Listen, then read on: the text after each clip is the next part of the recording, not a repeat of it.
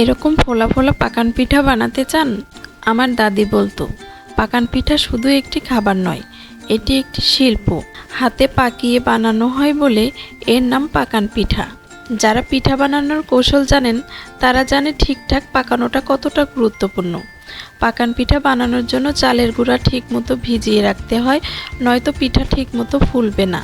পাকান পিঠা বানানোর জন্য প্রথমে আমি চালের গুঁড়ার সাথে খেজুরের গুড় মিশিয়ে এর মধ্যে কুসুম গরম পানি অল্প অল্প দিয়ে পিঠার গোলা তৈরি করে নিলাম।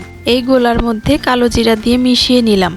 পিঠার গোলাটা আমি 3 থেকে 4 ঘন্টা ভিজিয়ে রাখব। পাকান পিঠা তৈরি করার জন্য হালকা একটু ময়দাও মিশিয়ে নিতে পারেন। শীতের শুরু থেকে শেষ পর্যন্ত গ্রামের প্রত্যেকটা বাড়িতে পিঠা বানানোর একটা ধুম পড়ে যায়। তার মধ্যে এই পাকান পিঠাটা হলো অন্যতম একটি পিঠা। কিন্তু শহরের ব্যস্ত জীবনে এসে সেই মধুর শীত যেন কোথায় হারিয়ে গেছে।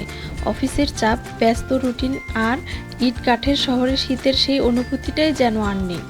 আজ দাদির পাকান পিঠার কথা খুব মনে পড়ে গেল, তাই চালের গুঁড়ো আমি আগে থেকে ভিজিয়ে রেখেছিলাম।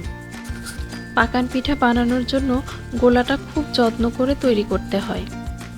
ইফতার করেই শুরু করলাম পাকান পিঠা বানানো। পাকান পিঠা বানানোর জন্য একটি কড়াইতে পরিমাণ মতো তেল দিয়ে দিলাম।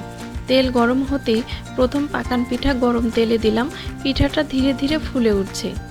যে কোনো কাজ করতে গেলে যদি দেখি কাজটা ঠিকঠাক মতো হয়েছে, তাহলে মনটা আনন্দে ভরে ওঠে। মনে হয় এটা আমার একটা জয় হয়েছে। আমার প্রত্যেকটা পাকান পিঠাই তেলে দিতেই খুব সুন্দরভাবে ফুলে উঠছে, আর পাকান পিঠার গন্ধটা যেন পুরো ঘর ছড়িয়ে গেছে। এভাবে সবগুলো পাকান পিঠাই আমি গরম তেলে ভেজে নিলাম। তৈরি হয়ে গেল আমার মজাদার পাকান পিঠা।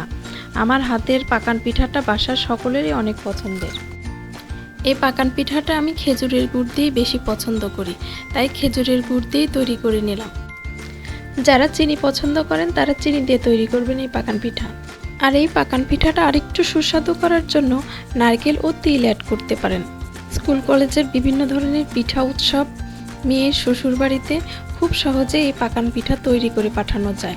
যদি কোনো শীতে মায়ের হাতের বা দাদি নানির পাকান পিঠা খাওয়ার সুযোগ হয়, তাহলে সেটার স্বাদ একবার অন্তত গভীরভাবে উপভোগ করো। এই পিঠার প্রতিটি পাকানো ভাঁজের মধ্যে লুকিয়ে আছে শৈশবের ভালোবাসা, পরিবারের উষ্ণতা আর গ্রাম বাংলার ঐতিহ্যের গল্প। পিঠা শুধু খাবার নয়, এটি ভালোবাসার এক অনন্য বহিঃপ্রকাশ। এক একটিতে যেন ছড়িয়ে আছে পুরনো দিনের স্মৃতি, পারিবারিক ঐতিহ্য আর ভালোবাসার বন্ধন।